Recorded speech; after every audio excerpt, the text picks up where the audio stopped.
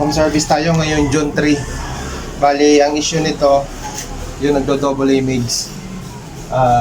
Ano to, Samsung na 55. Ayan, 55 inches na Samsung. Ito yung problema dito. Kailangan magaling ka magbukas. Kailangan matiming ka magbukas kasi wala tong tornilyo. Puro clip. Clip lang lahat. Ayan, ganito lang ako magbukas nito. Papakita ko sa inyo. Ayan. Wala tong tornilyo kahit isa.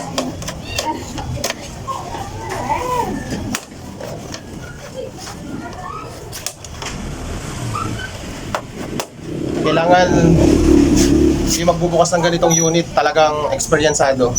Yung malawak na yung karanasan sa pagre-repair ng screen. Kasi sobrang sela nito. Lalo na yung ganitong walang tornilyo, maselan to. Tapos sobrang nipis niya. Konting pagkakamali mo dito, pwede mo masundot yung screen. Hindi katulad ng may tornilyo, pag natanggal mo na yung tornilyo paikot, okay na. Ito hindi. Unti-unti itong sinusungkit paikot hanggang sa matanggal yung lock.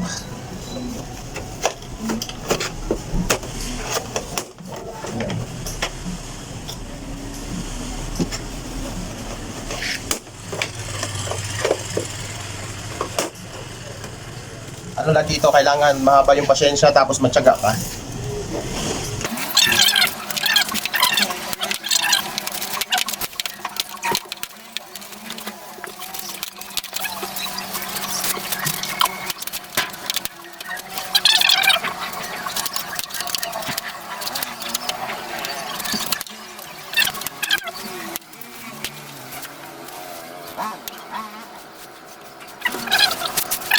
Lang.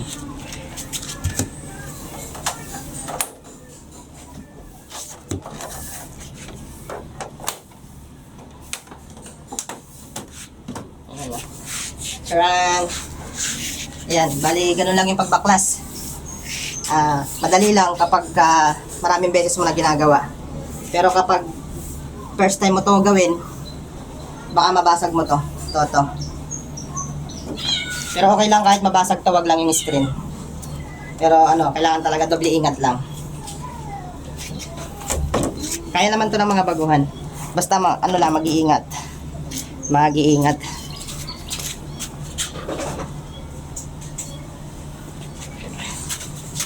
Ayan. Step by step na tayo ng pag-check dito sa kanyang top board. Kasi automatic, andito yan sa top board kapag double image. 100% buo ang power supply, buo ang mainboard, buo ang backlight, nandito. Sa top board ang problema, nandito. Ayan, dito tayo po-focus. Ayan, bale, tawag nito, wala dito, malas tayo. Ayan. Okay sana, kaya sana natin kontrolin. Mako-control sana natin dito yung mga signal dito sa flex nito. Ay, nalaglag. Kaso, wala dito yung problema. Wala dito, nandito sa kabilang side. Ayan, magtatanggal tayo ng mga signal. Ayan. I-remove natin to. Ayan. Itong CKV, ito lahat. Lahat yan, ilang piraso ba to? Ayan, 1, 2, 3, 4, 5, 6, 7, 8, 9, 10. Yung 10 na yan, tatanggalin natin yan. Tatanggalin natin lahat ng resistor.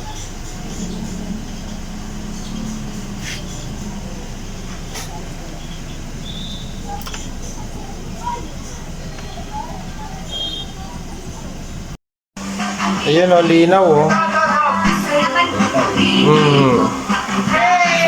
Alright, may magbago na ako. Ay,